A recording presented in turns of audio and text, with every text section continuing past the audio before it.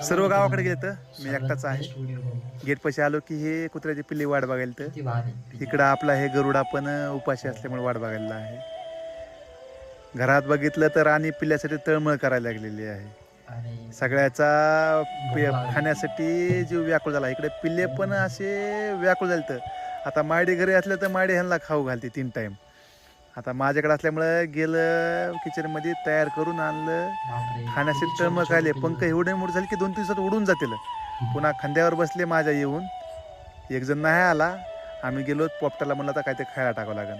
पोपटाला पण खायला टाकलं. कामात जास्त लोड आहे पण उपाशी ठेवणं योग्य नाही. पिल्ले झाकून ठेवले पुन्हा. आता म्हणलं हे भांडे धुवून ठेवा पिल्ल्यांचे पण, कारण की पुन्हा लय कटाळा येतं आपल्या धुवायचा. बाहेर गरुडा मटणासाठी वाटच बघू लागला. आता बऱ्यापैकी उडायला लागलेला आहे ते, पण पाय नसल्यामुळे त्याला काय निसर्गात सोडता येत नाही. आता बाहेर कुत्र्याचे पिल्ले बी क्यू क्यू करा